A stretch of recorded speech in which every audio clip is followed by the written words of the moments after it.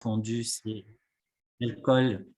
Et c'est 8% des nouveaux cas de cancer chaque année, et c'est le deuxième facteur de risque de cancer évitable après le tabac.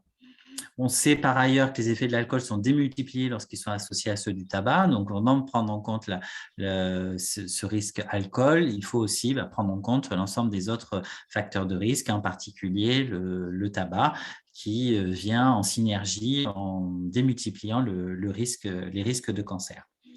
Bon, ce qu'on sait depuis la fin des années 80, c'est que les boissons alcoolisées, elles ont été bien classées cancérogènes pour l'homme, c'est-à-dire qu'elles ont les études, les niveaux de preuves scientifiques sont suffisamment élevés pour identifier que les boissons alcoolisées ont un risque avéré de cancer chez l'homme. Donc, le niveau de preuve le plus élevé, c'est le groupe 1, donc cancérogène pour l'homme.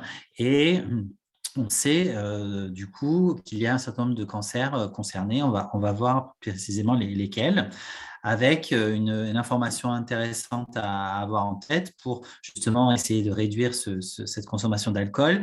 Comme on fait partie des plus forts consommateurs, on estime qu'il y a 11,4 litres d'alcool pur par habitant de 15 ans et plus. Donc, ça représente à peu près 2 verres et demi standards par jour. Donc, c'est la consommation moyenne des Français, principalement du vin, mais aussi spiritueux et bière. Donc, on va voir en quoi il y a matière à développer des messages de prévention vis-à-vis de cette consommation. Donc, je souhaitais vous interroger. Donc, on a une fonction sur Zoom qui va vous permettre de répondre à ce premier quiz. Donc, j'en ai prévu 2 en direct. Vous puissiez répondre. À votre avis, quel est le cancer le plus fréquent chez la femme attribué à la consommation d'alcool? Est-ce que c'est le cancer colorectal, cancer du sein, cancer de la cavité orale, cancer du foie? Donc, je vais lancer le quiz pour que vous puissiez répondre en direct. Quel est le cancer le plus fréquent chez la femme attribué à la consommation d'alcool, d'après vous? Cancer colorectal, cancer du sein, cancer de la cavité orale, cancer du foie. Allez-y, vous êtes 56% à avoir répondu. Merci de participer, super, ça va vite. 80% ont répondu.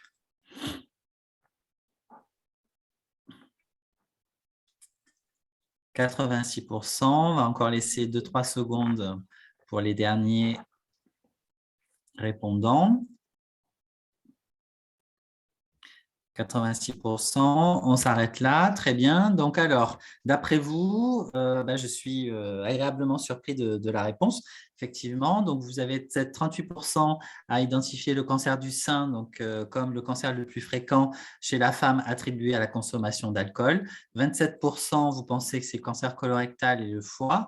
Et vous êtes 8% à identifier la cavité orale comme le premier cancer. Donc, effectivement, vous avez raison et vous êtes déjà très informé parce que c'est souvent une information qui est peu connue du public que, effectivement, le cancer du sein, donc vous voyez dans ce petit graphique sur la droite, fait partie des gros contributeurs liés à l'alcool. L'alcool, c'est sur l'année identifiée, la dernière année identifiée dans les études par le CIRC, 4400 cas de cancer du sein attribués à l'alcool en 2020. Donc, bien en première place, bien avant le risque de cancer colorectal ou de la cavité orale ou d'autres cancers ORL. Deuxième question, pareil, mais chez l'homme. Quel est le cancer le plus fréquent chez l'homme attribué à la consommation d'alcool, d'après vous? Donc, je vais lancer le questionnaire, le petit quiz. D'après vous, quel est le cancer le plus fréquent chez l'homme? Cancer colorectal, cancer du foie, cavité orale ou pharynx?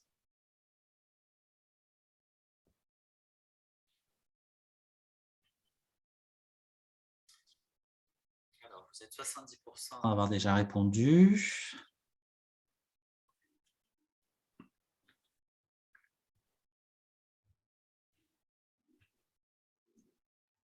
Allez-y. Les derniers, peut-être vous hésitez. Donc là, je vais arrêter le sondage. Vous êtes 77% déjà à avoir répondu. Donc là, d'après vous, c'est le cancer du foie qui est le cancer le plus fréquent chez l'homme attribué à l'alcool. Ensuite, vous pensez au cancer colorectal et pharynx, puis après 8% cancer de la cavité orale. Donc là, effectivement, les avis sont un petit peu plus, on va dire, partagés.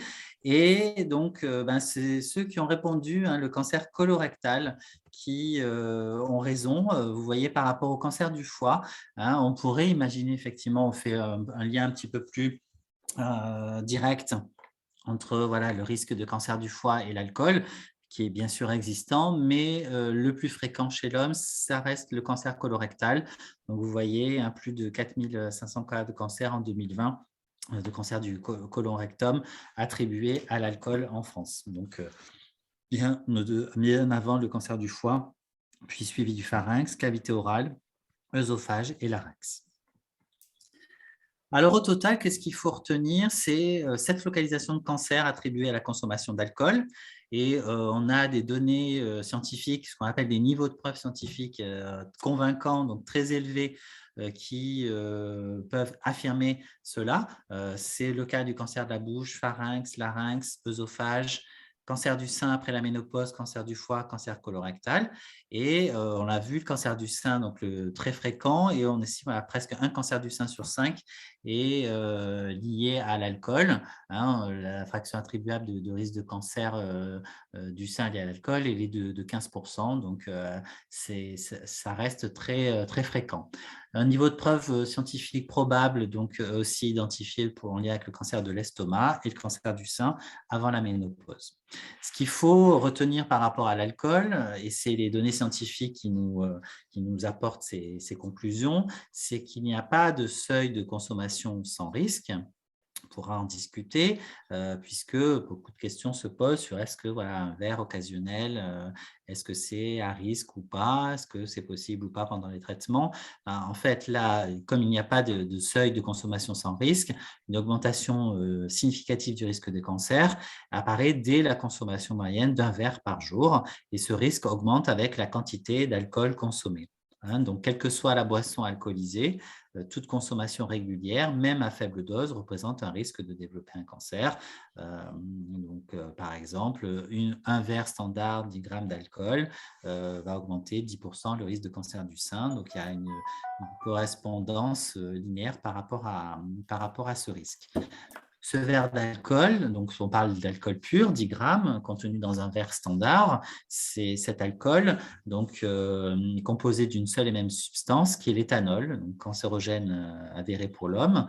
Et vous voyez que à partir de verres standards, ces 10 grammes d'alcool, on va les retrouver, que ce soit dans un verre de 2,5 centilitres de whisky, 10 centilitres de vin rouge, 25 centilitres de bière, une coupe de champagne, on va retrouver la même dose d'alcool, ces fameux 10 grammes, la même quantité d'alcool. Et ce que l'on sait, c'est qu'il n'y a pas de type d'alcool qui est plus à risque qu'un autre, et que c'est toutes les boissons alcoolisées qui produisent le même effet. C'est d'ailleurs pour ça que le CIRC, le Centre international de recherche sur le cancer, a classé les boissons alcoolisées comme cancérogènes. Donc, c'est tout type de boisson. Et c'est la quantité d'alcool pur consommé qui va exposer au risque de développer un cancer, donc sans effet de seuil. En termes de recommandations, du coup, il y a eu des mises à jour par Santé publique France en 2019, et ces recommandations vis-à-vis de l'alcool, elles s'intègrent plus largement dans des recommandations de nutrition qui visent aussi à adopter une alimentation variée, équilibrée, être plus actif, et puis aller vers un certain nombre de comportements plus alimentaires plus favorables à la santé. Et c'est donc du coup réduire sa consommation d'alcool. Pour être plus précis en termes de recommandations, les recommandations ont évolué en préconisant pour ceux qui décident de consommer, de ne pas consommer plus de 10 verres standards par semaine. Je rappelle, ces 10 verres standards, c'est donc ces fameux verres standards de bar, donc où il y a 10 grammes d'éthanol dans un ballon de vin rouge ou un demi de bière. Et ce n'est pas plus de 2 verres standards par jour, et d'avoir des jours dans la semaine sans consommation. Donc ça, c'est important en termes de recommandations, d'avoir une estimation donc d'une consommation moyenne de 10 verres par semaine, mais avec des jours consécutifs où il n'y a pas de consommation d'alcool. Ce qui va plus loin en termes de recommandations, c'est le Code européen contre le cancer. Je vous en parle parce que c'est une initiative européenne donc, qui a été traduite dans tout un tas de langues et diffusée au niveau international pour développer des façons de réduire son risque de cancer. Et vis-à-vis de la recommandation alcool, c'est bien sûr de limiter sa consommation de tout type d'alcool, mais que pour réduire son risque, il est préférable de ne pas boire du tout d'alcool et du coup de ne pas aller d'inciter les personnes qui ne souhaitent pas s'engager dans ce comportement de consommation, c'est essayer de trouver des environnements qui ne vont pas favoriser la consommation. Donc, c'est tout un tas de législations ou de réglementations qui sont à développer dans les pays pour justement développer cette culture de la non-alcoolisation et d'essayer de dénormaliser, comme on dit en santé publique, ce comportement. Donc, en termes de recommandations, c'est préférable de ne pas boire du tout d'alcool. Et ce qui est intéressant, c'est de faire le point sur sa consommation d'alcool.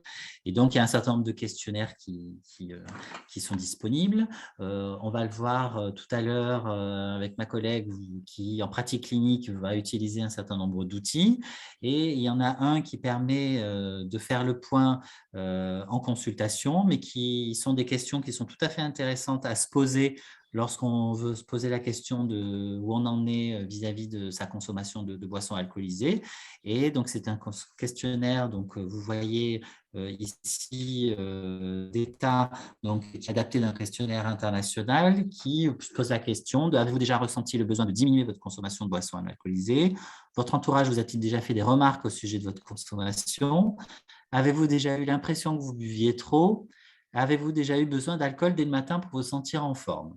Donc déjà, s'il y a oui à deux de ces questions, deux des questions sur 4, la probabilité est plutôt très élevée de consommation excessive d'alcool ou d'alcoolodépendance. Donc là, des soutiens sont nécessaires et on va voir tout à l'heure qu'est-ce qui est possible de faire.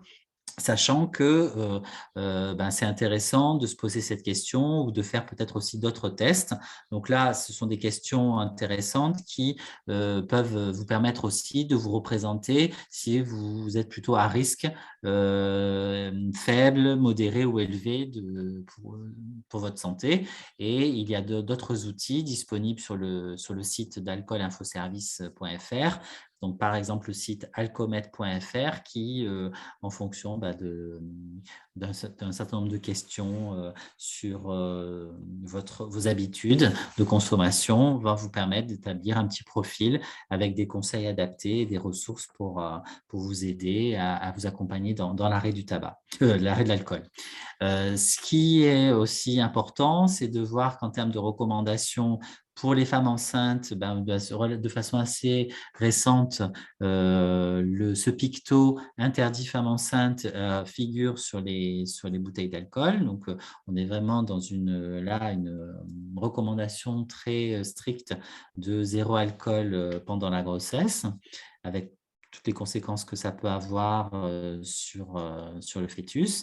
Et puis, un certain nombre de ressources vont vous permettre aussi de vous sensibiliser, de vous accompagner dans l'arrêt de l'alcool ou de faire une pause, comme notamment ce que propose le défi de janvier, qui s'appuie un peu sur le même modèle que le Mois sans tabac, où des communautés sont incitées à faire une pause vis-à-vis de l'alcool pendant un mois.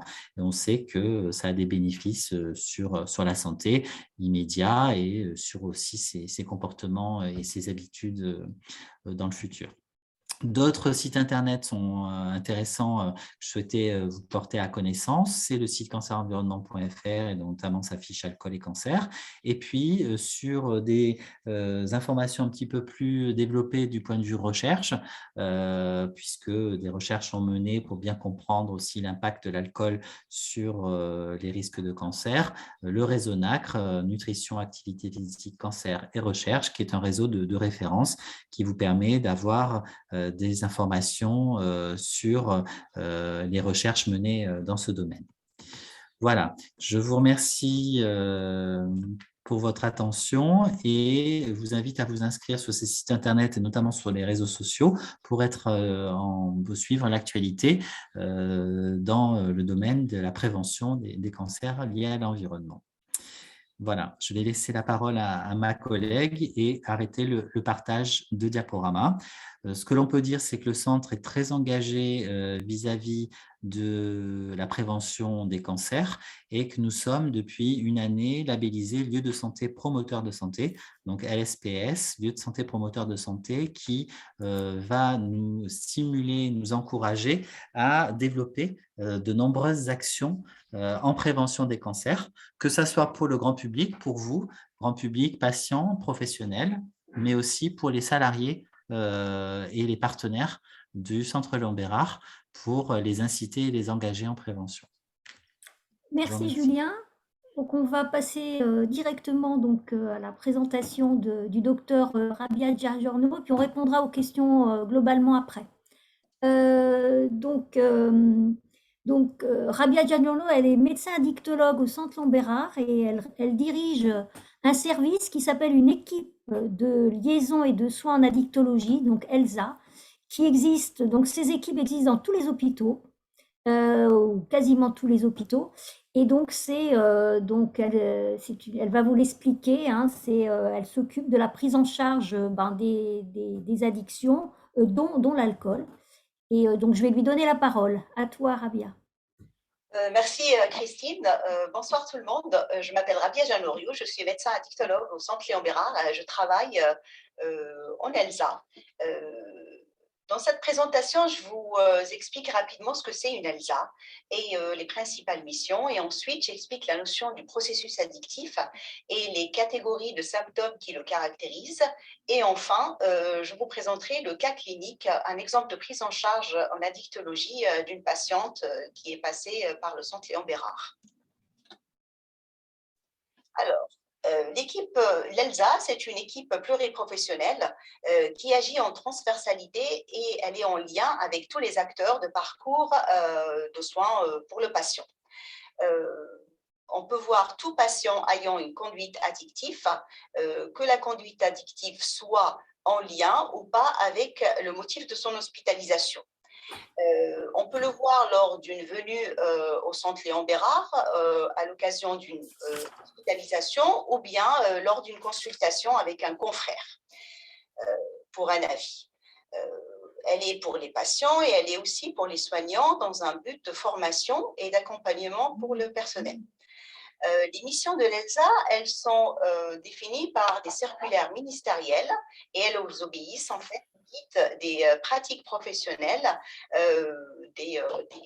tout ce qui est en fait un guide de bonnes pratiques hospitalières de liaison et de soins en addictologie, et elle obéit aussi aux séances de consensus en addictologie. Donc, les missions de l'ELSA, c'est aider les équipes à repérer tout comportement d'usage nocif, de dépendance pour les patients, quel que soit leur motif d'hospitalisation, avoir un rôle de conseil et de dépistage, de diagnostic, d'orientation post-hospitalière des patients et avoir un rôle d'accompagnement des équipes pour la prise en charge des patients ou des intoxications aiguës ou chroniques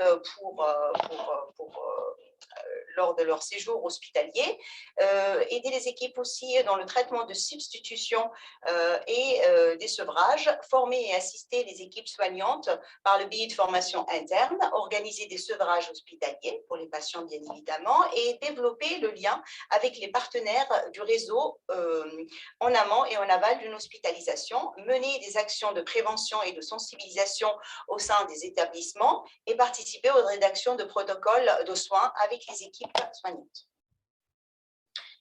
Donc, on va parler du processus addictif. Le processus addictif, en fait, si on prend la question d'un usage d'une substance, par exemple l'alcool, beaucoup de personnes nous diront que c'est le fait de boire de plus en plus d'alcool au cours de la vie d'un individu. Mais l'usage de l'alcool, dans la plupart des cas, se fait dans un cadre de ritualisation sociale. On boit souvent avec des amis le soir, en famille. En tout cas, le contexte, il est social et encadré culturellement. Et surtout, quand il y a un usage non problématique d'alcool, l'ensemble de la ritualisation de la vie de l'individu n'est pas impacté. L'ensemble de la ritualisation, c'est-à-dire en fait l'aspect du travail, la famille, les liens sociaux ne sont pas impactés par cette ritualisation liée à l'usage de l'alcool. En fait, ce qui caractérise réellement le processus addictif, c'est qu'à un moment donné, il va y avoir un impact significatif de l'usage de l'alcool sur la ritualisation de la vie de l'individu. Et donc, petit à petit, on commence à avoir un appauvrissement de la sphère des rituels du quotidien du patient et au profit d'une augmentation de consommation de l'alcool. Et donc, l'alcool fait le vide dans la vie de l'individu. Il s'agit d'un processus envahissant, en fait, dans la vie d'un patient. Donc, en fait, le produit envahit la vie d'une personne. Et on sépare 3 grandes catégories de symptômes à rechercher systématiquement dans une problématique addictive. Donc, on a des symptômes comportementaux, on a la répercussion biopsychosociale et les symptômes pharmacologiques. On retrouve en fait dans les symptômes comportementaux, en fait, tout tourne autour de la notion de la perte du contrôle et avec cet aspect envahissant et beaucoup de temps consacré avec en fait un effort croissant en fait autour de la substance. On a la notion du craving, qui est une notion très importante à rechercher systématiquement. En fait, c'est l'arrivée de très fortes envies de consommation de substances et un besoin irrépressible. Le sujet est poussé fortement à consommer. Et on rajoute dans cette catégorie-là, en fait, les expériences d'essai de sevrage parce que la personne essaye tout le temps de faire baisser sa consommation ou arrêter et elle n'y arrive pas. Donc, dans ce cadre-là, on est un peu dans ces problématiques-là de symptômes comportementaux liés, en fait, aux troubles addictifs. Donc, on passe à la deuxième catégorie de symptômes qui sont en fait la répercussion biopsychosociale. Et dans cette catégorie-là, on range tout ce qui est complications somatiques liées à la consommation de l'alcool. Par exemple, là, on est en plein dedans. Donc, tout ce qui concerne en fait la maladie liée à l'usage de l'alcool. Donc, l'usage de l'alcool peut provoquer certaines maladies et on a un panel dans ce sens. Aujourd'hui, notre sujet, c'est le cancer. On peut le ranger dans cette catégorie-là. On rajoute à ça les complications cardiovasculaires, les maladies du foie et tout ça. Et on a en fait un panel extraordinaire de complications en fait, à rechercher systématiquement en fait, dans un entretien addictologique. On cherche aussi en fait les complications liées à la consommation psychiatrique parce qu'il y a beaucoup de facteurs déclenchants. En fait, la consommation d'alcool peut provoquer, même en fait, déclencher des maladies psychiatriques. On recherche systématiquement les troubles du sommeil, les excès anxieux, les dépressions et tout ça. Et on a aussi en fait la catégorie de symptômes des troubles cognitifs liés à l'usage de l'alcool ou l'usage de toute substance psychoactive à rechercher systématiquement parce que c'est vraiment pratiquement systématique dans un usage nocif en fait de substances. Aussi, dans cette catégorie-là, on cherche tout ce qui est en fait conséquences environnementales. Et dans ce sens, en fait, on va chercher tout ce qui est, comme on a parlé avant, de la sphère de la ritualisation. Et du coup, en fait, on cherche tout ce qui est en fait conséquences liées en fait à par exemple, les liens avec la famille, la rupture en fait de liens sociaux, tout ce qui est en fait conséquences sociales liées à la consommation de l'alcool, les problèmes on va dire même de justice, on les cherche lors d'un entretien en fait addictologique, voilà, les retraits permis par exemple, et aussi en fait tout ce qui est en fait perte d'emploi dans un contexte de consommation par exemple. Donc c'est tout ce qui est répercussions en fait biopsychosociales, ils sont rangés dans cette catégorie de symptômes. Et enfin, en fait, on a en fait la troisième catégorie qui est en fait les symptomatologies pharmacologiques. Et dans ce sens, on cherche réellement en fait les conséquences réellement liées au produit lui-même. Et dans ce sens, on a deux grandes catégories de symptômes qui sont en fait les symptômes de manque ou de sevrage et la tolérance. La tolérance, c'est un phénomène d'accoutumance où en fait, quand l'individu consomme de plus en plus en fait des quantités fortes de substances ou d'alcool, là c'est notre sujet, petit à petit, en fait, le cerveau va s'adapter à cette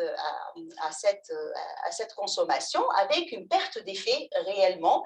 Il va falloir que la personne augmente sa consommation pour arriver au même effet. Et dans ce sens, en fait, on va se retrouver quand la personne voudrait essayer, même en fait tenter ou d'arrêter brutalement l'alcool, on peut avoir l'apparition de certains en fait syndromes de manque ou de sevrage. Donc, en gros, ça c'est quand même en fait des symptômes très importants à rechercher lors d'un entretien addictologique pour un peu pour pouvoir clairement trouver nos critères diagnostiques d'une addiction. Et en fait, à l'issue de cette recherche de toutes ces catégories de symptômes, on pourrait en fait, quand il s'agit en fait d'une addiction avec un produit, on pourrait parler clairement d'un trouble de l'usage. En fait, trouble de l'usage, on peut stratifier en fait notre diagnostic en disant en fait, si on a des symptômes au-delà de 2 critères, on peut parler déjà d'un trouble de l'usage léger, et à partir de 6 critères, on parle de cette notion de trouble de l'usage sévère. Donc, pour vous situer, pour simplifier un petit peu cette façon un peu de voir, on peut avoir tout simplement un usage simple avec une consommation simple ou un moindre risque. On va préférer en fait cette appellation-là, avec une consommation, on va dire, dans les recommandations et sans risque ou un moindre risque pour la santé d'un individu. La deuxième étape, quand on est dans des consommations au-delà des recommandations, là, on est déjà dans un usage à risque. Mais on n'a pas de critères réellement d'un trouble de l'usage vraiment sévère. Mais dans cette catégorie-là, il y a quand même des actions à faire. C'est ce qu'il disait en fait mon collègue Julien dans sa présentation. C'est dans cette catégorie-là où les professionnels de santé sont amenés à faire des interventions brèves pour faire ramener les patients en fait ou l'individu à cette phase verte-là, la base de notre pyramide, pour qu'en fait, on tend toujours à ramener le patient ou l'individu à une consommation à moindre risque. Donc, et après, dans la troisième catégorie, où c'est la catégorie vraiment qui est avec tous les signes, en fait, troubles de l'usage sévère, c'est-à-dire on a beaucoup de critères, on a au-delà de 6 critères sur 11, donc on est quand même dans un trouble addictif et il y a nécessité quand même d'un accompagnement avec une prise en charge addictologique. Le patient ou l'individu a besoin réellement, en fait, d'un accompagnement, parce que dans ce genre de situation, on a quand même dans le haut de la pyramide la notion de la dépendance, et c'est là où on va retrouver les critères rouges là dans notre que j'ai expliqué, avec les critères pharmacologiques, avec les signes de manque et tout ça. Et quand on a ce genre de symptômes, on a besoin quand même d'un accompagnement, parce que l'arrêt brutal de l'alcool pourrait représenter vraiment un danger pour la santé. Et c'est pour ça que en fait on dit souvent ce message, les addictologues, ils disent qu'il ne faut jamais arrêter l'alcool du jour au lendemain, en fait, parce que tout simplement, l'alcool, un sevrage brutal de l'alcool pourrait accompagner, en fait, pourrait engager le pronostic vital et même la mort d'un patient. Donc, en gros, ce n'est pas, en fait, préconisé d'arrêter du jour au lendemain si on est dépendant, bien sûr. C'est pas... Voilà. Donc là, on va passer à un autre cas clinique Donc, notre cas clinique, c'est ce que vous voyez là directement sur l'écran, c'est ce qu'on reçoit en équipe de l'ELSA, le signalement par un collègue chirurgien, une chirurgienne en fait, une collègue chirurgienne qui nous a signalé une patiente qu'elle a vue pour la première fois quand elle l'a rencontrée pour faire un bilan sur sa lésion en fait au niveau ORL. Donc là, sur cette demande, il nous signifie qu'il y a un motif d'intervention pour nous, pour le tabac et l'alcool. Et après, on n'a que le numéro de la patiente qu'on a flouté, c'est normal, pour la présentation et le nom du médecin qui nous a fait la demande. Donc, en gros, c'est une patiente qui a 61 ans. Il faudra juste que je vous explique en fait le cadre de la rencontre avec cette patiente, parce qu'on a rencontré la patiente pour la première fois lors de son bilan de cancer. Donc à ce stade-là, la patiente, elle ne sait pas l'issue en fait qui va être pour elle, les propositions thérapeutiques, ou en fait elle ne sait pas si elle va avoir une chirurgie ou une radiothérapie ou une chimiothérapie. C'est tout de la prise en charge. Donc, en fait, il s'agit d'une patiente de 61 ans. Comme j'ai dit, c'est le début de la prise en charge au centre Léon Bérard. Elle est divorcée, elle est en couple, elle vit en couple avec en fait un nouveau compagnon et elle a 2 enfants qu'elle ne voit plus et elle habite à plus de 150 km de centre Léon Bérard. Elle est en invalidité depuis une chirurgie orthopédique et elle a des antécédents en fait sa chirurgie orthopédique et une chirurgie ophtalmique un peu ancienne. Sur le plan en fait psychiatrique, elle a un terrain préoccupant avec une tentative de suicide. Elle était quand elle a fait sa tentative, c'était avec de l'Isomil, les benzodiazépines, plus en fait de l'alcool en 2006. Elle n'avait pas de suivi en fait psychiatrique elle nous rapportait.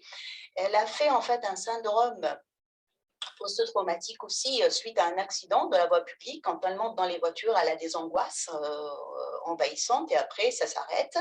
Et elle rapporte une histoire de vie compliquée sur un plan affectif, avec des violences déjà dans l'enfance, avec violences verbales et avec, de la part des 2 parents, avec un père alcoolique. À l'âge adulte, elle a subi aussi des violences conjugales avec un ex-compagnon et elle a des difficultés relationnelles avec un enfant.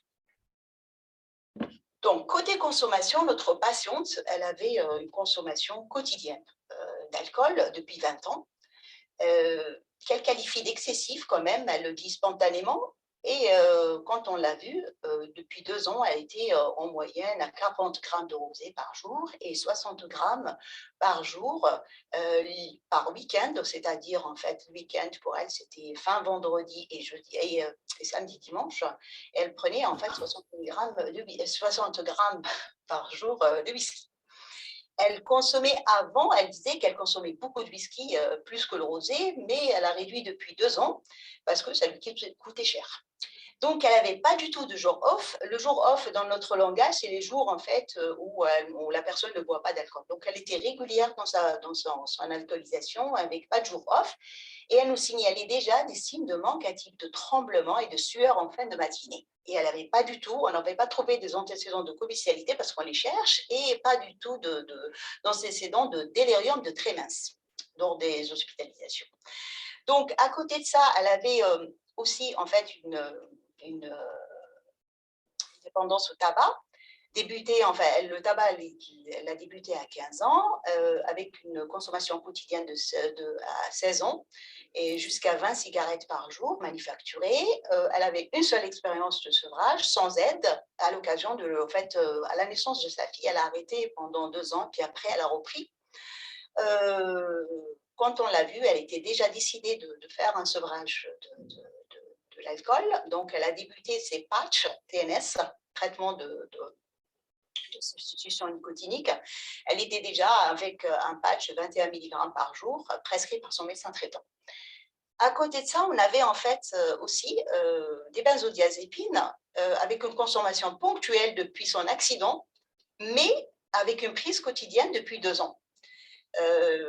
c'est elle n'avait pas en fait réellement elle mesurait en fait un petit peu sa consommation de benzodiazépine quand même. Et elle était, quand on l'a vue aussi, elle était sous alprazolam 0,25 mg par jour, 1 à 2 comprimés par jour, et l'oxazépam le soir au coucher. Donc déjà, en fait, dans la présentation des consommations, on voit bien que en fait, cette dame, on voit bien qu'elle a réduit sa consommation depuis 2 ans de whisky, mais on voit bien en fait un peu l'augmentation et la prise quotidienne en fait depuis 2 ans aussi de benzodiazépine.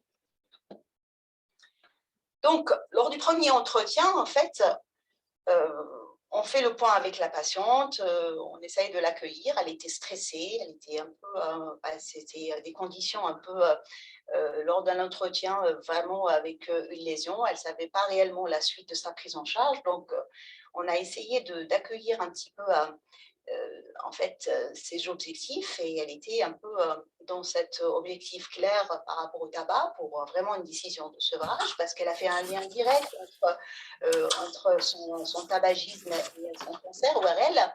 Mais pour l'alcool, elle n'avait aucun objectif. Elle était un peu dans cette attente de son chirurgien qui va lui dire est-ce qu'elle va être opérée ou pas. Donc, en fait, sur le terrain lui-même, en parlant avec la patiente, ça nous a semblé important de lui signifier en fait un peu la difficulté un peu sa difficulté vis-à-vis de l'alcool, et en fait un peu vis-à-vis en fait le point il a été fait dans le sens où on voulait garder le lien avec cette patiente. L'idée c'était un peu de mener un entretien en fait un entretien motivationnel pour essayer un peu d'amorcer le changement par rapport à cette attitude vis-à-vis de l'alcool, parce que on était conscient que cette patiente, elle représentait quand même un risque de faire un syndrome de manque suite à s'il y avait une chirurgie pour elle. Donc en fait, on lui a proposé quand même de réfléchir à la possibilité, s'il y a une chirurgie, de comment en fait faire pour essayer d'arrêter l'alcool dans de bonnes conditions. Parce que visiblement, elle était un peu fermée à la possibilité de faire un effort dans ce sens, et même nous, on était un peu inquiets sur le terrain, un peu de fragilité psychiatrique et la difficulté qu'elle peut avoir en fait à une éventuelle gestion en ambulatoire de ce sevrage-là. Donc, clairement, on lui a proposé ça, mais en fait, c'était juste en fait des pistes, des propositions de prise en charge à ce stade-là, parce que ce qu'on risquait, c'est qu'elle soit en fait un peu braquée, et on sera en fait dans un refus de prise en charge par rapport à ça. Donc, finalement, elle est partie avec l'idée de dire je ferai quelque chose pour l'alcool, sauf si je suis opérée.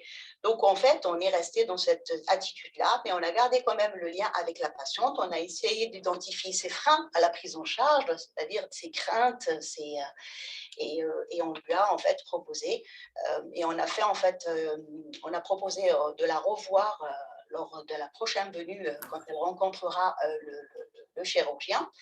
Et après, de l'autre côté, on a fait un lien direct avec son chirurgien référent, la chirurgienne référente et l'anesthésiste qui va prendre en charge la patiente. Donc, le deuxième entretien, on la voit en fait 13 jours après. Voilà, c'est l'occasion de la revoir en fait avec son médecin, avec son chirurgien, parce que c'était la restitution un petit peu de la napate et du bilan, et puis même en fait vraiment la décision opératoire, est-ce qu'elle va être opérée ou pas, et tout ça. Donc elle a vu le chirurgien avant, et après on l'a vu dans la suite.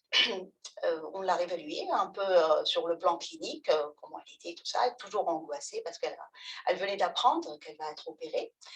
Et elle nous a clairement dit qu'en fait, depuis le dernier entretien, elle a même augmenté sa consommation d'alcool dans un contexte de stress. Elle a pris conscience de ses difficultés, et en plus, elle a encore augmenté sa consommation en fait de benzodiazépine. Elle a usé plus en fait des benzos parce que en fait, elle avait des troubles aggravés de sommeil en attendant les résultats en fait de la napate en fait, et cette attente de revoir son chirurgien. Donc, finalement, en fait, le discours a changé de la patiente parce que clairement, elle était même soulagée de la possibilité d'avoir une autre possibilité de prise en charge et d'être un peu de se poser dans un cadre d'hospitalisation parce qu'elle savait très bien qu'elle ne pourrait pas en fait, faire en fait, toute seule et elle était presque en demande d'accompagnement au moins dans cette phase avant la chirurgie. Parce que c'était en fait un peu une prise en on lui a proposé une prise en charge plutôt en fait un peu psycho-onco lors de son séjour en sevrage.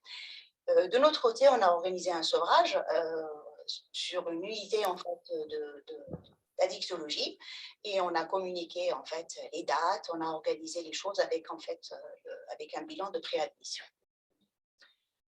Donc, la patiente est partie en hospitalisation pour un sevrage et théoriquement, elle devait rentrer la veille de la chirurgie, du service en fait d'addictologie.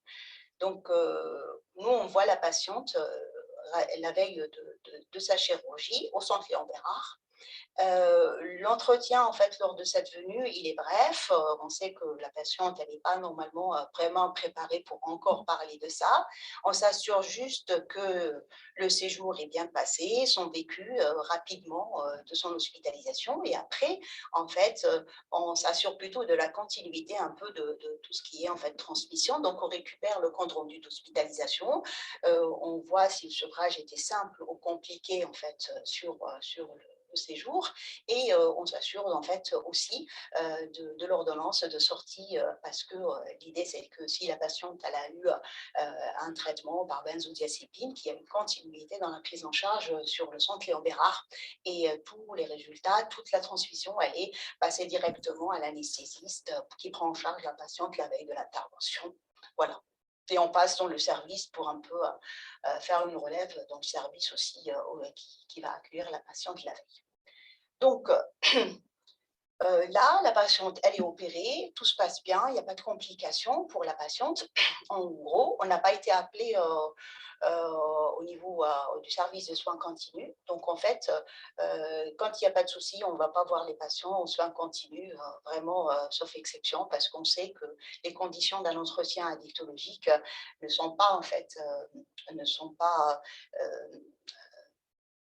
en fait, les conditions ne sont pas bien en fait aux soins continus parce que le patient il est branché de partout et tout ça et on préfère en fait un peu revoir notre patient à la sortie des soins continus. Donc à la sortie du soin continu, on la voit, on réévalue en fait la cliente, on la réévalue, on lui propose en fait un soutien psychologique vu en fait un peu pour en fait le vécu après la chirurgie, tout ce qui est en fait un peu douleur et tout ça. Et on évalue en fait son stade motivationnel et à cette occasion, on peut en fait aussi discuter avec la patiente de définir ses projets de soins et l'objectif après pour la sortie en fait de la patiente. Donc en gros, la patiente est toujours décidée de maintenir son sevrage pour le tabac. Pour tout ce qui est en fait alcool, ben, elle se dit ben, je n'ai pas encore terminé avec mon parcours pour le cancer, donc je préfère maintenir mon sevrage. Donc elle adhère quand même en fait à cette abstinence alors qu'on s'attendait réellement à une patiente qui va être opérée, puis après, rebelote, directement elle pourrait nous dire ben, je peux boire un verre ou deux. Mais là, cette patiente en fait, elle était plutôt dans une optique de dire non, non, je vais maintenir quand même jusqu'à la fin au moins. Euh, pour finir en fait, parce qu'elle savait peut-être éventuellement qu'il y aura de la chirurgie, de la chimiothérapie ou la radiothérapie par la suite. Donc pareil, pour les benzodiazépines, on a fait une rééducation par rapport à la patiente dans le sens de tout ce qui est réduction de risque et en fait un peu travailler avec la patiente la question du mésusage. Et en fin d'hospitalisation, on a vu la patiente, encore une fois, une dernière fois avant sa sortie, pour clairement lui transmettre tout ce qui est en fait coordonnées de prise en charge en ambulatoire, même si cette patiente n'a pas en fait adhéré clairement à une orientation en ambulatoire dans une structure d'addictologie. Non, elle était un peu préoccupée dans le sens de dire qu'elle est fatiguée, qu'elle n'a pas envie non plus de multiplier les rendez-vous. Donc, en fait, pour le moment, elle est restée juste en lien avec nous. Et en fait, elle a préféré voir la suite avec son médecin traitant, donc on a validé ça avec elle, c'était son souhait. Toujours motivée à maintenir son sevrage de tabac, l'alcool maintenir le sevrage, et toujours en fait dans cette attitude de réduction de risque par rapport aux benzodiazépines. Donc, en fait, nous, notre équipe, en fait, on s'intéresse un petit peu au devenir de la patiente. Donc, elle est sortie, certes, mais il y avait une RCP sur le centre Léon Bérard qui préconisait en fait des séances de chimio et de radiothérapie en fait proches de son domicile. Donc, si vous vous rappelez, c'était une patiente qui habitait à plus de 2 heures de route, 150 km minimum. Donc, en fait, l'équipe de liaison a fait en fait toujours cette histoire de liaison. On a rappelé en fait là où elle va être, elle va faire ses séances de chimiothérapie et de radiothérapie, l'équipe de liaison en fait de l'hôpital où elle va faire ses séances. Donc, on s'est assuré qu'en fait, on a dit déjà à la patiente que si elle est transférée, en fait, si elle est d'accord pour en fait qu'on contacte l'équipe qui va l'accueillir là-bas. Elle n'était pas contre, donc on a donné le nom de la patiente pour un peu organiser en fait des entretiens addictologiques quand elle est sur les séances de chimio ou de radiothérapie sur l'hôpital. Et une semaine après, on a essayé en fait de la joindre au téléphone parce qu'on fait des entretiens téléphoniques aussi en fait dans nos équipes pour un peu s'assurer un peu du maintien vraiment du sevrage s'il n'y a pas de difficulté. Donc en gros, notre patiente, elle allait bien. Le maintien de sevrage est toujours d'actualité. Il n'y avait pas vraiment une récrudescence en fait au retour de domicile des envies de tabac. L'alcool aussi, elle maintenait son sevrage et il n'y avait pas de désusage non plus de benzodiazépines. Elle a déjà contacté son médecin traitant pour l'informer qu'elle est bien rentrée à domicile, qu'elle va faire ses séances de chimiothérapie proche de son domicile. Donc, c'est une bonne chose parce qu'en fait, elle avait quand même, elle était dans cette attitude un peu de maintenir tout ce qu'elle a fait en fait déjà avec notre équipe. Et à l'occasion aussi en fait de mon appel téléphonique, je l'ai rassurée dans le sens où qu'il y a toujours la possibilité de rappeler notre équipe s'il y a besoin et qu'elle avait déjà les coordonnées de prise en charge addictologique proche de son domicile, si vraiment après la fin de séance de chimiothérapie, si elle avait envie ou changer d'avis. Voilà, donc en fait, avec cette diapo, je voulais juste vous dire que l'ELSA, c'est une équipe de prise en charge et de soins addictologiques. Clairement, en fait, on a beaucoup de partenaires. C'est juste un maillon de la prise en charge. Notre équipe, c'est un maillon de prise en charge, mais on a beaucoup de partenaires, en fait, avec qui on travaille. On travaille beaucoup avec les médecins traitants. On a les consultations de tabacologie aussi. Les XAPA, c'est des centres de suivi, d'accompagnement, de prévention en addictologie. Quand on a des jeunes consommateurs, on peut les adresser par les consultations de jeunes consommateurs, ça s'appelle les CJC. Les CARUD aussi, en fait, c'est pour les usagers de drogue, ils peuvent accompagner les personnes dans leur en fait, prise en charge. Et aussi, en fait, on travaille avec les établissements hospitaliers, en fait, avec les différents niveaux, en fait, un peu pour tout ce qui est sevrage un peu complexe, du niveau 1 jusqu'au niveau 3. Aussi, on oriente nos patients souvent vers les mouvements d'entraide, c'est des associations de pairs pour un peu maintenir le sevrage de l'alcool ou bien en fait être dans cette attitude un peu d'écoute et en fait de partage d'expérience avec les autres. Et pareil, en fait, on a pas mal de prospectus à passer à tous les patients qu'on rencontre lors de leur prise en charge. Je vous remercie énormément pour votre patience. Allô? Merci Rabia. Je ne me vois pas, c'est pour ça que... Merci Rabia, merci de nous avoir présenté cette situation et l'histoire de cette patiente. Ça montre bien, enfin, c'est l'illustration que l'addictologie, maintenant les professionnels en addictologie agissent vraiment dans la bienveillance. On n'est plus du tout dans une injonction à arrêter des produits en considérant que ça n'est qu'une question de volonté. Hein. Elle veut essayer de vous expliquer ce que c'est aussi. Cette installation des dépendances est très compliqué à en sortir et il faut être accompagné. Et je crois maintenant, il y a beaucoup de professionnels en France qui sont formés. Il y a tout un dispositif, aussi bien en soins de ville qu'à l'hôpital. Et je crois que c'était important de vous montrer effectivement ces équipes qui interviennent à l'hôpital, au lit des patients, et qui peuvent organiser une prise en charge avec, vous avez vu cet exemple, ben là une réussite, hein, et un accompagnement. Donc ce passage dans les hôpitaux, surtout pour des maladies chroniques où il y a des venues récurrentes au même établissement, ben, peut permettre d'organiser parallèlement cette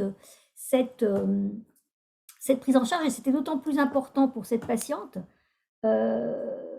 qu'on sait maintenant que l'arrêt de l'alcool après un traitement pour un cancer ORL permet de réduire les risques de récidive. Donc il y a peu de cancers pour lesquels maintenant on a ces données, mais pour les cancers ORL, effectivement, c'est démontré que ça réduit les risques de récidive d'arrêter l'alcool. Donc c'est voilà, une raison de plus, effectivement, de le proposer et d'accompagner. On va peut-être prendre les questions ou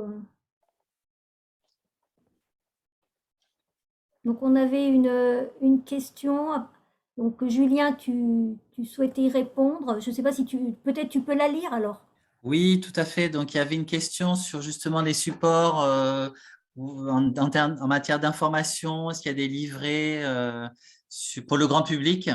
Et donc, effectivement, il y a des livrets d'information, enfin, surtout un site internet sur le site du Réseau Nacre hein, que je mentionnais, qui font des très bons résumés sur justement les chiffres actuels qui ont été produits par le Centre international de recherche sur le cancer que je présentais. Et donc, il y a une synthèse sur l'alcool. Et donc là, vous retrouvez les fameux 8% de cancers attribués à l'alcool, etc. Donc, sur le site du Réseau NAC, il y a une petite fiche même qui est téléchargeable en PDF. Ouais, si je peux compléter, Oui, donc j'ai vérifié, donc même je peux la mettre dans le chat. oui. Donc sur le site de Santé publique France, concernant les repères, il y a une petite publication, bon, c'est un peu plus scientifique, mais enfin je pense que c'est tout à fait abordable et compréhensible pour tout le monde, qui explique les repères. Hein. Donc il y a une petite publication de 2 pages. Donc là, je publie le lien dans le chat et chacun pourra aller Oui. voir. Donc, voilà, ça date de 2017 et c'est vrai que voilà, elles ont été reprises, et il y a eu, donc je pense que vous avez dû voir, il y a eu donc ce mois-ci et déjà en fin d'année dernière, des spots publicitaires à la télévision, sur les réseaux sociaux, dans les cinémas, sur pour présenter les repères hein, et alerter, enfin voilà, sur ce que peut être les dangers de l'alcool, qui ne sont pas que les dangers liés à l'ivresse. Voilà, ça c'est. Alors, Donc, ce qu'on peut dire, c'est qu'on a eu des questions en amont de la conférence. Et notamment une question sur le processus de cancérogénèse, en fait, hein, comment ça fonctionne, le mécanisme entre l'alcool et le risque de cancer. Hein. Donc, vous aviez posé la question sur ces mécanismes. Par quel processus l'alcool devient-il un facteur de cancer? Donc, en fait, ce qu'il faut noter, c'est qu'il y a divers mécanismes qui sont en jeu. Et parmi ces mécanismes, il faut citer la génotoxicité du principal métabolite de l'éthanol. Hein. Je parlais de l'alcool, donc c'est l'éthanol qui va se transformer en acétaldéhyde. Donc le métabolite de l'éthanol, et ensuite va se transformer en acide acétique. Donc il y a un mécanisme qui s'opère qui va augmenter le risque de cancer, donc par cette transformation dans l'organisme de l'éthanol provenant des boissons alcoolisées en acétaldéhyde, donc qui est vraiment génotoxique. Ça veut dire que ça attaque l'ADN et ce mécanisme a été clairement identifié. Après, d'autres mécanismes sont plus spécifiques des localisations de cancer considérées. Donc, par exemple, l'irritation des muqueuses dans les voies aérodigestives supérieures. On sait que l'éthanol va augmenter la perméabilité des muqueuses aux cancérogènes. Donc, il y a également des réactions inflammatoires au niveau hépatique qui peuvent aussi se mettre en évidence. Et ces réactions inflammatoires au niveau du foie peuvent aussi évoluer en hépatite, en cirrhose, puis en cancer. On sait que l'alcool se trouvant en excès au niveau du côlon va altérer cette perméabilité de la muqueuse intestinale et va favoriser le passage de toxines dans la circulation. On sait aussi, par exemple, sur le lien entre l'alcool et le fait qu'il a interféré avec le métabolisme des folates, la vitamine B9, dans le cas du cancer colorectal. Et donc, dans cette interférence avec ce métabolisme de la vitamine B9, ça va induire des modifications de l'ADN qui va traduire des modifications ensuite d'expression de gènes qui vont être favorables au développement de tumeurs. Et puis, un autre exemple sur le cancer du sein, on sait qu'il y a un lien entre l'alcool et la modification de la concentration d'hormones sexuelles dans le cas du cancer du sein.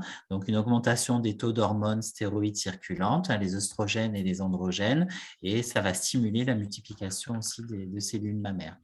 Donc voilà, en termes de mécanisme, ce que l'on sait aujourd'hui du lien entre l'alcool et l'augmentation des risques de cancer. Merci. Donc, il y a une question auquel je veux bien répondre sur les risques de récidive sur les cancers hors ORL, parce que je vous ai dit effectivement en terminant qu'on avait effectivement sur les cancers ORL, les études avaient montré que l'arrêt de l'alcool après le traitement réduisait les risques de récidive. Donc sur les autres cancers, et c'était aussi une question qui nous avait été posée en amont de ce webinaire. Alors sur les autres cancers, on n'a pas de données aussi démonstratives, en partie parce que les études n'ont probablement pas été menées de la même façon qu'elles l'ont été pour les cancers ORL. Et d'une façon générale, donc, les recommandations vont dans le sens de limiter au maximum la consommation d'alcool pendant les traitements. Parce que l'alcool, l'éthanol est métabolisé au niveau du foie, et c'est vrai que le foie, voilà, beaucoup de médicaments sont détoxifiés au niveau du foie. Donc, il est vrai que c'est assez logique, sur des traitements quand même qui sont un petit peu agressifs pour le corps, de limiter l'alcool pendant les traitements. Donc, il est vrai que il n'y a pas, même s'il n'y a pas de preuve scientifique, c'est une recommandation assez logique de le faire. Je voudrais répondre aussi à une question pour en fait quelle est de Mélanie, je ne sais pas si je dois dire quelle est la prise en charge du CLB pour un usage à risque sans dépendance. Effectivement, l'équipe de liaison et de soins d'addictologie, l'ELSA, elle intervient aussi auprès des patients qui ont un usage problématique, nocif ou même en fait sont vraiment dépendance et à risque. Donc en fait, on voit le patient et on fait en fait ça dépend des substances qui lui posent un souci. Donc, on fait vraiment un accompagnement, une réduction en fait de risque. Et clairement, si la question concerne l'alcool, on fait en fait les interventions bref auprès des patients avec en fait une proposition de prise en charge dans le sens de la réduction de risque. Et l'idée, c'est que nos patients ils rentrent dans la catégorie du vert, on va dire, avec une consommation au moindre risque. Et on accompagne le patient, quel que soit son en fait, réellement, et puis quel que soit en fait son degré du changement, en fait, à amorcer un changement dans le sens positif du terme, dans le sens aussi où ça dépend en fait des motivations du patient et l'objectif c'est pas forcément un sevrage pour l'alcool, mais l'idée c'est qu'on fait une consommation à moindre risque s'il le faut. Voilà, donc n'importe quelle substance psychoactive, on va dire. Alors, je ne sais pas s'il y a encore… Donc,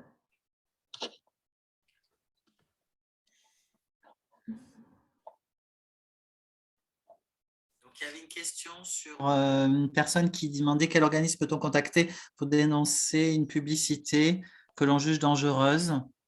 Donc, en fait, ça, je peux répondre.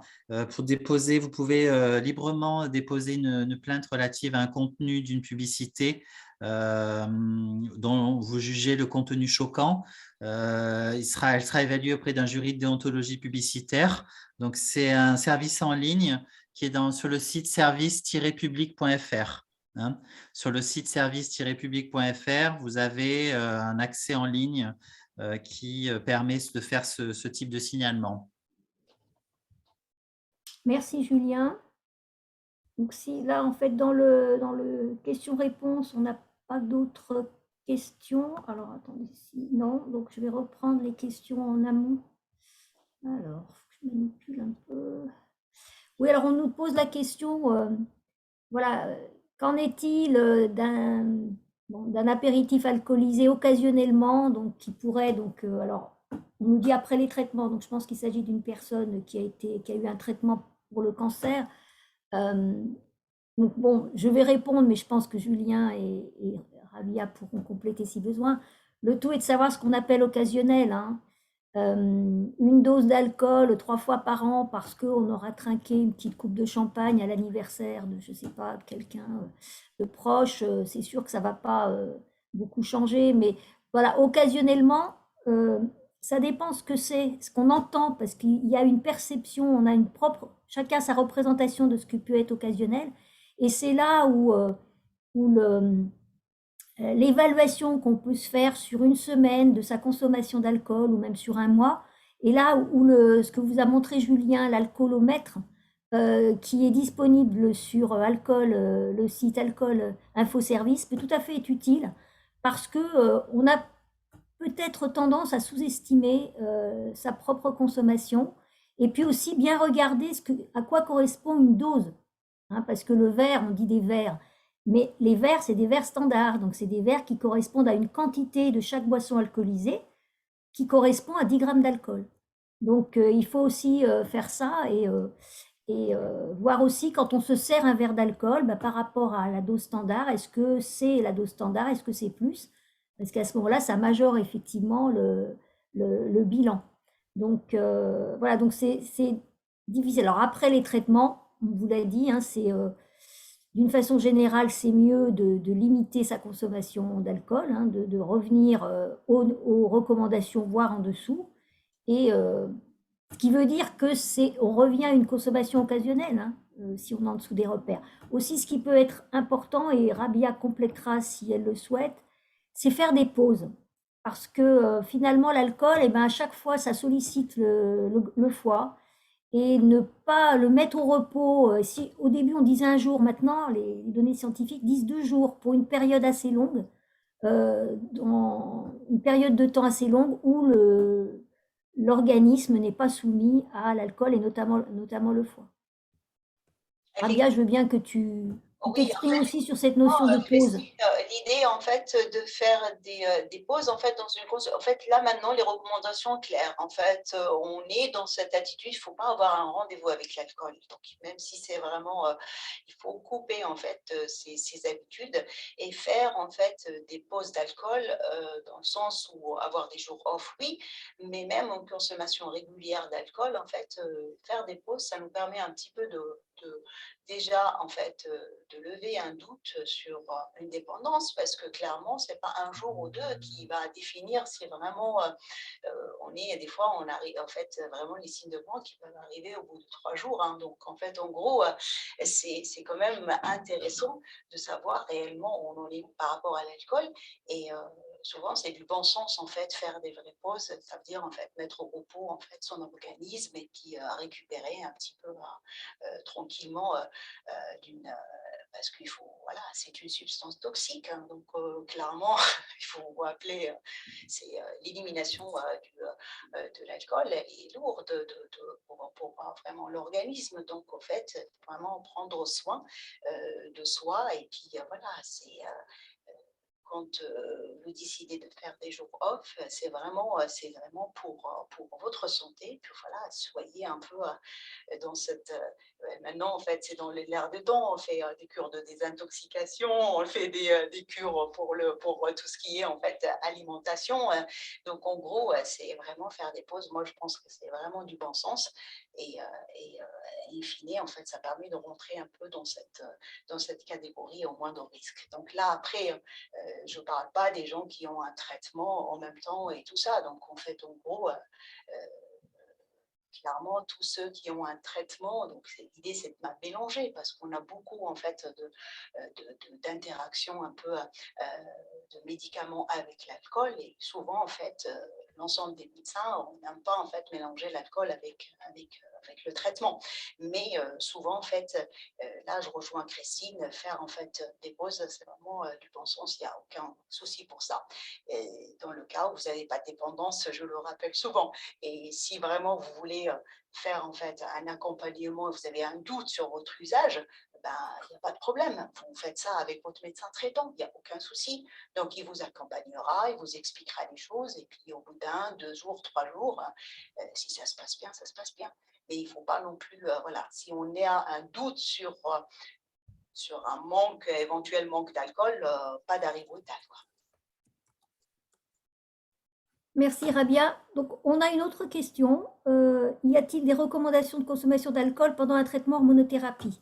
Alors, par rapport à l'alcool, si on n'a pas, par exemple, pour le tabac, il y a tout un état des connaissances qui a été fait sur le sujet et qui a conduit même l'INCa, donc l'Institut national du cancer, à émettre des recommandations en 2016 sur l'arrêt du tabac fait partie du traitement du cancer. C'est-à-dire que c'est donc, quelqu'un qui est traité pour un cancer et qui est fumeur, on doit lui proposer l'arrêt du tabac et l'accompagner dans cet arrêt. Pour l'instant, pour l'alcool, on n'a pas de telles recommandations concernant alors, peut-être aussi parce que les études n'ont peut-être pas été suffisamment faites. Les données peut-être pas suffisamment collectées. En tout cas, pour l'instant, donc l'état des connaissances fait que c'est pas démontré qu'il y a un impact en termes de récidive. Par contre, en termes d'association, bon, une hormonothérapie, c'est vrai que c'est un traitement que l'on prend dans d'autres circonstances et qui pourrait être considéré comme moins impactant sur l'organisme. N'empêche que c'est la même chose, je reviens à ce que dit Rabia, peut-être l'occasion après un traitement d'un cancer, c'est aussi essayer de réfléchir à tout un ensemble d'organisation de sa vie et de ses habitudes pour faire que on a le cancer a été traité et on va faire tout ce qui peut être en notre pouvoir pour éviter qu'il y ait un deuxième cancer. Parce que aujourd'hui, on guérit pour un nombre important de cancers, les personnes guérissent. Donc, elles retrouvent après le risque de cancer lié à leur âge. Donc, c'est vrai que arrêter, réfléchir à l'arrêt du tabac, réfléchir à l'arrêt de l'alcool, à l'occasion du diagnostic d'un cancer, c'est aussi se dire qu'on va prendre soin de soi pour éviter que plus tard, il y ait un autre cancer. Donc vous avez vu, Julia vous l'a dit, que le tabac et l'alcool expliquaient une partie importante des cancers les plus fréquents. Donc voilà, peut-être la question, en tout cas là, il n'y a pas de recommandation claire, ça c'est vrai, pour l'arrêt de l'alcool pendant les traitements du cancer, mais ça relève un peu du bon sens et peut-être qu'à l'avenir, effectivement, ces recommandations peuvent venir. Alors, je voudrais répondre à une question très intéressante posée par Valérie. Est-ce que le fait de boire que le week-end avec excès est aussi dangereux qu'une consommation quotidienne? Oui, madame. Donc, en gros, franchement, la consommation excessive occasionnelle que les week-ends, en fait, elle est vraiment à proscrire. C'est pas bon. Clairement, les recommandations, certes, ils disent que c'est 2 verres par jour et pas tous les jours, certes, mais pour les buveurs occasionnels, c'est pas au-delà de 4 verres standard.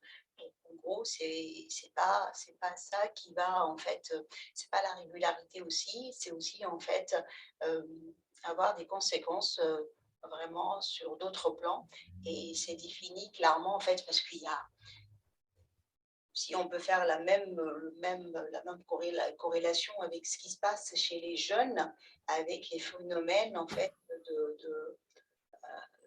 des buveurs excessifs. En anglais, on appelle ça les binge drinking, c'est-à-dire boire excessivement, rapidement, et le but, c'est d'avoir en fait une ivresse rapide. Et ça, c'est vraiment un comportement que nous, les addictologues, qu'en fait, on essaye vraiment de communiquer.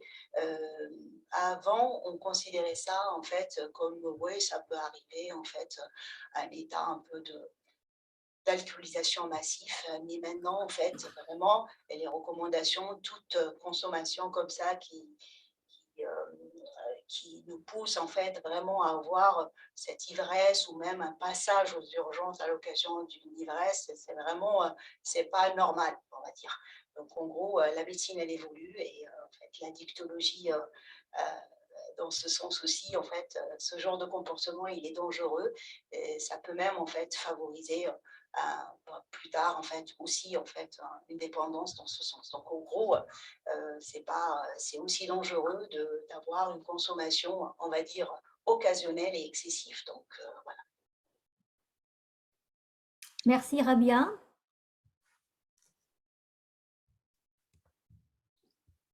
Bah, écoutez, je ne vois pas d'autres questions. Je regarde l'heure. Il est 19h23. Vous êtes encore 28 en ligne, hein, bravo. Bah, écoutez, peut-être qu'on va on va vous remercier hein, de nous avoir écoutés, d'avoir participé à ce webinaire qui sera donc mis en ligne sur la chaîne YouTube du Centre Léon Bérard. Je pense que Julie Collomb, qui s'est occupée de tout ça et qu'on veut remercier, et qui est en backup derrière pour voir que tout se passe bien, vous enverra peut-être le lien. Enfin, je ne sais pas comment ça se passe, mais en tout cas, bon, c'est assez facile à trouver à partir aussi de notre site internet. Donc, elle sera mise en ligne. Donc, vous pourrez la revoir et peut-être la renvoyer, hein, les personnes de votre entourage. On vous encourage à le faire si vous avez trouvé ça intéressant. Et puis, ben voilà, on vous remercie. Et puis, peut-être à un prochain webinaire hein, dans le cadre de notre plan lieu de santé, promoteur de santé dont vous a parlé Julien. Ou Merci à la tous. prise en charge N'hésitez des pas à addictions dont suivre vous a les parlé Rabia. actualités du Centre Léon Bérard qui vous donne des rendez-vous réguliers et des conférences sur toute l'année. Donc, n'hésitez pas. Et on vous donne rendez-vous pour une prochaine thématique de prévention dans les prochaines semaines. Merci d'être resté. Merci. Merci Rabia, merci tout le monde et puis bonne soirée. Au revoir. Bonne soirée. Au revoir.